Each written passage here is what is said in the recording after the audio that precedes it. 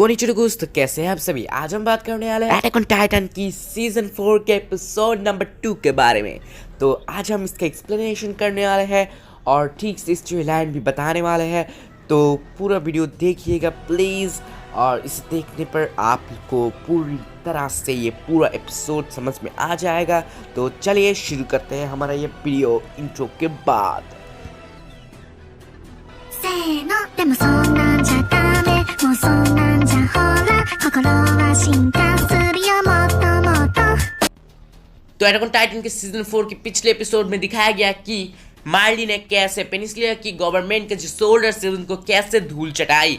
तो वहाँ पर तो ये एपिसोड गया। अब एपिसोड 2 में हमें पहले दिखाया जाता है जो मार्ली का मिलिट्री है, उसका जो टॉप कमांडर्स है वो लोग एक मीटिंग के लिए बैठा हुआ है। तो वहाँ पर हम लोग जेक को देख सकते हैं, पीछे खड़ा हुआ है कॉल्ट, एंड वहाँ पर हमें कमांडर मैगथ एंड कमांडर मार्शल को दिखाया गया है।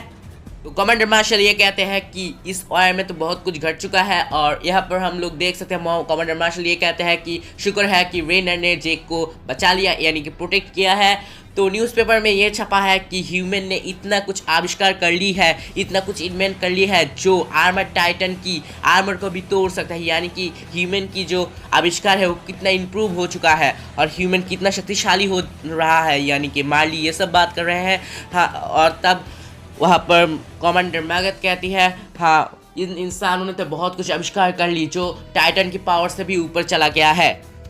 तो अब इस दुनिया में यानी कि अटैक ऑन टाइटन में अब बहुत ही ह्यूमन बहुत ही इम्प्रूव हो चुके हैं टेक्नोलॉजी में। तो अब टाइटन भले ही ज़मीन पर बहुत शक्तिशाली हो, मगर एयर में ये लोग इतने शक्तिशाली नहीं है, क्योंकि अब इम्प्रूव हो चुकी है वर्ल्ड। तो अब सब एयर में होती है, यानी कि एयरक्राफ्ट में होती है। एयरक्राफ्ट टेक्नोलॉजी की मदद से ये लोग एयर में फाइट करते हैं। तो इससे एक प्रॉब्लम खड़ी हो जाती है कि टाइटन तो उड़ नहीं सकते, इसलिए एयर में फाइट नहीं कर सकते। ये समस्या तो खड़ी हो जाती है। तो तब कमांडर मार्शल कहती है कि अगर यहाँ पर एक ऐसा टाइटन होता कि जो उड़ सकता है, तब हमारा जेके कहता है कि मेरे पास एक प्रस्ताव है, मैं रख सकता हूँ क्या। तब कमांडर मार्शल कहते हैं हाँ बोलो बोलो। तब हमारा जेके बोलता है कि हम फिर से पैराडाइज आइलैंड पर हमला करेंगे और फाउंडिंग टाइटन का पावर रिगेन करेंगे, यानी कि रिक्लेम करेंगे। और मेरे पास तो अब एक ही ईयर बचा हुआ है, तो मैं इसके बाद मर जाऊँगा। तो कॉल्ट मेरा इनहेरिटर बन के फाउंडिंग टाइटन का जो पावर है वो रिक्लेम करेगा। तो सभी उसके बाद से सहमत था। तो फिर कॉल्ट एंड जेके अकेले बात करने के लिए एक जगह पर जाता है। तब कॉल्ट पूछता है कि तुम तो बहुत ही अमेजिंग बात कहा था और तुम इतने स्पेशल क्यों हो। तो तभी हमारा जो जेके है वो बोलता है कि यहाँ पर बहुत सारे सीक्रेट है मेरी, तुम अगर मेरे इनहेरिटर बन जाओगे तो तुम्हें मेरा सीक्रेट्स पता चल जाएंगे। तभी वहाँ पर कमांडर मैगथ आ जाता है, और कमांडर मैगथ तो फिर से बात करने लगते हैं कि हमने जो पैराडाइज आइलैंड के लिए जितने सारे शिप्स भेजे थे उनमें से एक भी तो वापस नहीं आए। तो हमें इस सब से पता चलता है कि मार्ली पूरी तरह से टाइटन के पावर के ऊपर डिपेंड था। उन लोगों ने टेक्नोलॉजी के बारे में तो सोचा ही नहीं, यानी कि उन लोगों ने सब कुछ टाइटन के ऊपर रह के करना चाहा, यानी कि पूरी तरह से टाइटन पर डिपेंड था वो लोग। तो उन्होंने टेक्नोलॉजी पर ध्यान ही नहीं दिया। तो हम कह सकते हैं वो लोग टाइटन पर डिपेंडेंट है। तो अभी वो लोग बहुत ही कमज़ोर पड़ गए हैं, ऐसा कह सकते हैं टेक्नोलॉजी के तरफ से। देन हमें दिखाया जाता है रेनर सो रहा है और उस सपने में लिवाई बीस्ट टाइटन को मार रहा है और मिकासा उससे मार रहा है, ऐसा सपने में दिखता है और सपने से जाग जाता है डर से। रेनर सोने से उठता है तब, एंड गैलियर्ड भी वहाँ पर था। तो गैलियर्ड वही है जो टाइटन। तो गैलियर्ड का जो बड़ा भाई मार्शल और रेनर एक साथ इनहेरिटर हुए टाइटन्स का, यानी कि वो आर्मर टाइटन का और उसका बड़ा भाई जॉ टाइटन का। मगर मार्शल जो है उसको यामीन ने पकड़ लिया था। तो तब गैलियर्ड ने जॉ टाइटन के इनहेरिटर बन गया, यानी कि इनहेरिटर में बदल गया। तब वही से वो जॉ टाइटन है। तो जो भी हो, तब हमें दिखाया गया कि पीक आ रहा है वहाँ पर, और हमें पता चला कि पीक अपने टाइटन रूप में 2 महीने तक रह सकता है।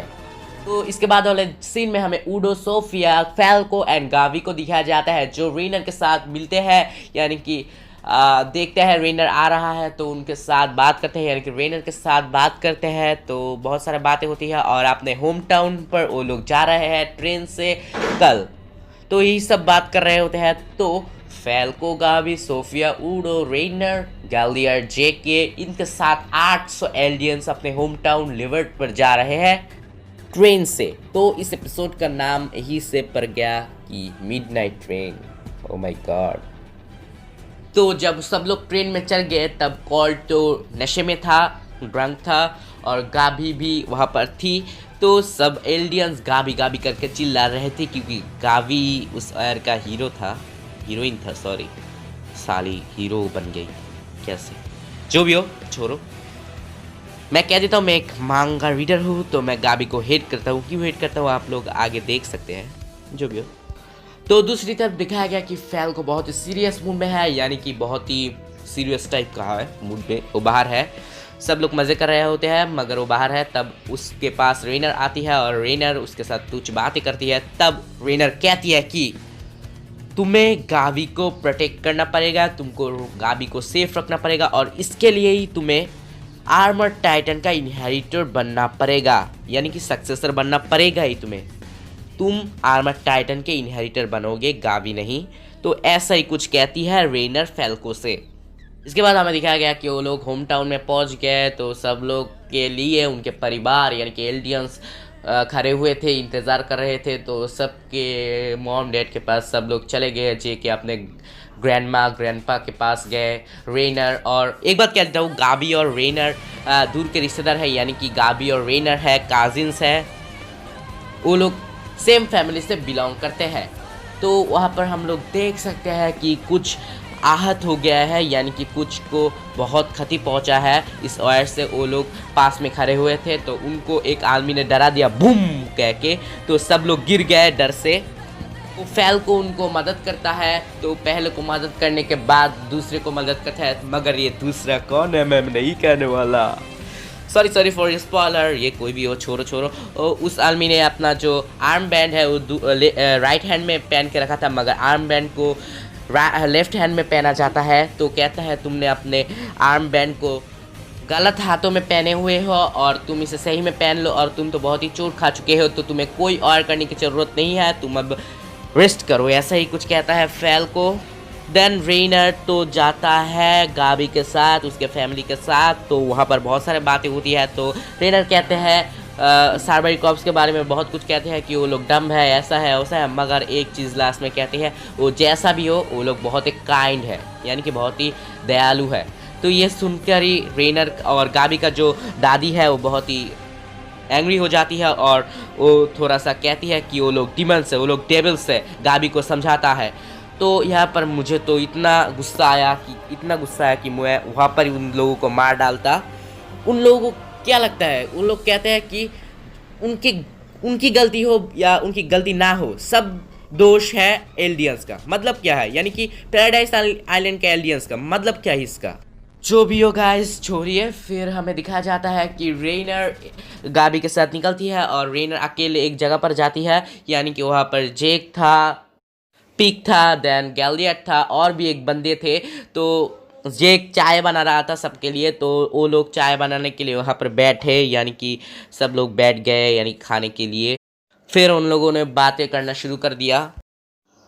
तो इस एपिसोड में और ज़्यादा कुछ नहीं है। लास्ट में दिखाया गया गावी और फैल को फाइट कर रहा होता है, वहाँ पर गावी ज़्यादा शक्तिशाली है। तो रेनर उस सबको देखता है और जाता है एक जगह पर, कहता है कि हमें उस आइलैंड पर फिर से जाना पड़ेगा। ऐसा ही करके टू बी कंटिन्यू। ये एपिसोड ख़त्म, मर गया चल गया छर गया, जो भी हो। सब्सक्राइब कर देना, लाइक कर देना, शेयर कर देना, नीचे कमेंट कर देना यार, इससे हमें बहुत ही अच्छा फील होता है। तो आज के लिए इतना ही, मिलते हैं अगले किसी वीडियो में, तब तक के लिए आरा सयोनारा।